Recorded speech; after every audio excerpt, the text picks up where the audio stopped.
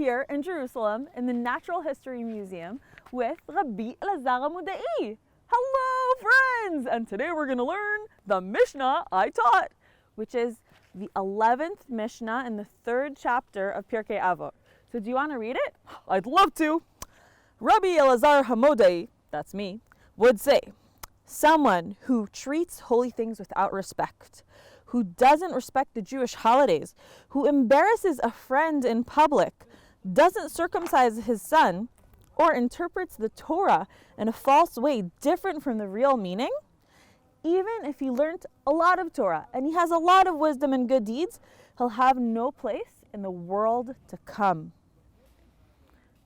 Rabbi Elazar of Modiin, can I ask you a question about that Mishnah? Sure, go ahead. I mean, I understand why someone who doesn't circumcise their son or treats holy things without respect or interprets the Torah in a false way wouldn't have a place in the world to come. But in that list, you said that someone who embarrasses a friend in public doesn't have a place in the world to come. Like, how can you even compare those two things? How can embarrassing a friend in public be in the list with those awful things like not circumcising your son or not respecting Jewish holidays? Do you know that our holy temple was destroyed because 2,000 years ago, one Jew embarrassed another Jew in public? Are you serious? That's why the temple was destroyed? Oh yes, let me tell you the story. It appears in the Gemara of Gittin, in the 5th chapter of the Gemara of Gittin. A rich man from Jerusalem decided to invite all his friends to a big party he would have in his home. I want to host everyone and show everyone how rich I am. I'll serve delicacies and delicious food and invite everyone, Shlomo and Avram and Avi and Shmuel and Isaac and everyone, you know, Chana, Choni. Oh, and don't forget Kamtza. Kamsa, my good old friend. Okay, go now, quickly, invite them all. Okay, so Avi, Avram, Shmuel, Isaac, Levi, Yossi, and Bar Kamtza. The servant mixed up the names. The rich person invited Kamtza, but the servant thought he said Bar Kamtza, which is almost the same name. He knocked on Bar Kamtza's door. Oh, hello there, who are you? I'm the servant of the rich man of Jerusalem. He invited you to a big banquet at his house. Are you sure? He invited me? We're not really friends. I mean, we sort of had a really big argument last week, and I don't think it's really possible that he invited me to his home. He invited you. I have a list. Shmuel, Avi, Avram, Isaac, Levi, and Bar Kamtza. That's you, right? Maybe he wants to make amends? Maybe he wants to make up with me and repair our relationship? I have to go. Okay, I'll even bring a little gift with me. Thank you so much for the invitation. I'll see you soon. Bye, see you soon. Okay, next in line, Shmuel, Isaac, Levi. Okay, I gotta run. Bar Kamtza got ready for the party and came to the party of the rich man. Oh my goodness, what a fancy party. I can't believe, look at all this silverware, all these delicacies and these special drinks and the smell of the food. It's so nice to be here and look at this fancy house. Wow. Bar Kamtza? Thank you so much for inviting me. I'm so happy to be here. Invite you? You're not invited. I hate you.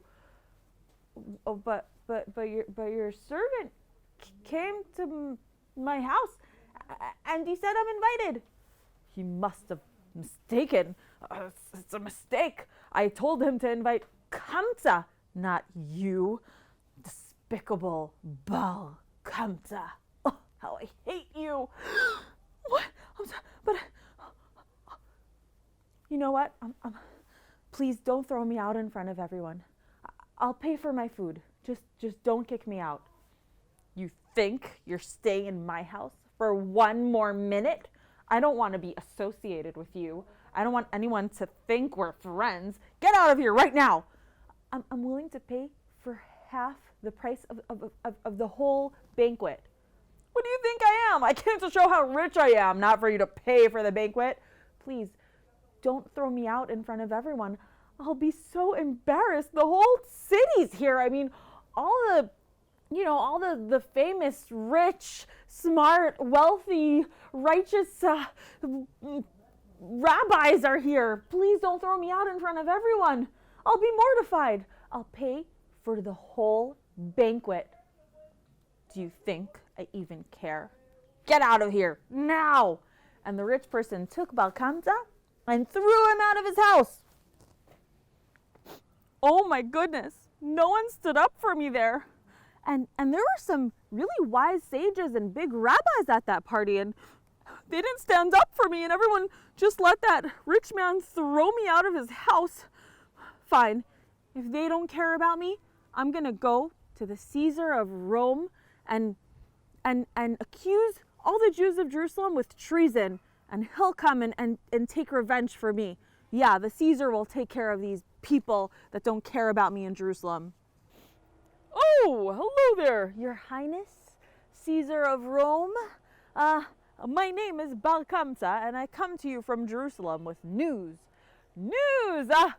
Great news, I suppose, about how everyone is behaving and worshiping me and sending me taxes. So the report is, on the contrary, your Caesarness, the Jews there are planning a revolt against you. A revolt? The Jews in Jerusalem are planning a revolt against me? I do not believe you. They all love me. They're not planning a revolt against me. Your Highness, if you take a sacrifice, a bull to sacrifice in the Holy Temple of Jerusalem, your sacrifice will not be accepted. And that's your sign they're revolting against you. They won't accept the sacrifice that I sent? I can't believe. Fine, you know what? We'll try. I'll send you my best bull with some of my ministers to accompany you. And we'll see. I'm sure my sacrifice will be accepted in the Holy Temple of Jerusalem. I mean, why not? You'll see. And so the Caesar sent one of his finest bulls with Bar Kamtza and a few of his ministers to accompany him to Jerusalem. But when no one was looking, Bar Kamtza made a little slit in the bull's eyelash, right above his eye. No one would have even realized this unless you're a priest checking the sacrifice before you put it on the altar. Oh, wow! A bull the Caesar himself is bringing to Jerusalem to sacrifice on the altar of the holy temple of the Jews. So I thank you. I'll just check it. Just a moment. Uh-oh. From my inspection, I see there's something wrong with the bull's eyelid. It has some sort of a slit in the eyelid. Someone cut it there. I can't sacrifice that bull, but if I don't sacrifice it, the Caesar will be very upset. If I do sacrifice it, God will be very upset. So, Caesar upset, God upset. Okay, better not make God upset. Caesar, I'm so sorry, but we cannot sacrifice the beautiful, magnificent bull you brought to the temple. I'm so very sorry, Your Highness, Caesarness. I'm so sorry. Bar Kamtza was right. What? Oh, the Jews are planning a revolt against me. That's it. You're not loyal to me anymore. Okay, burn the temple. Take everyone to exile. Destroy Jerusalem.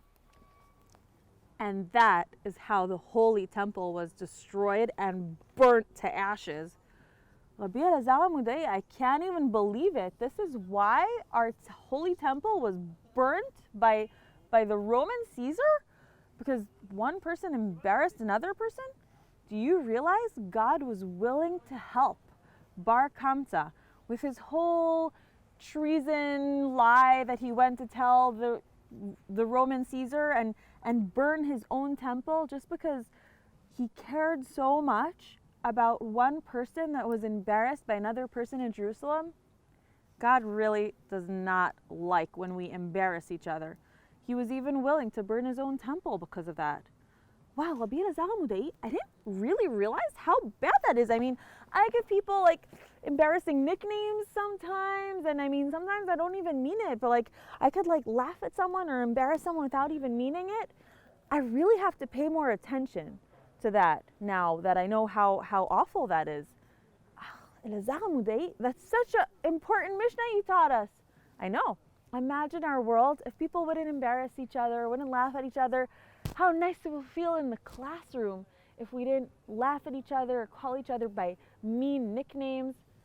You know, you're right. The world would be a nicer place, and the classroom would be a nicer place to come and study if no one would like call each other mean nicknames. Rabbi Elazar of Modiin, thank you for teaching me that Mishnah.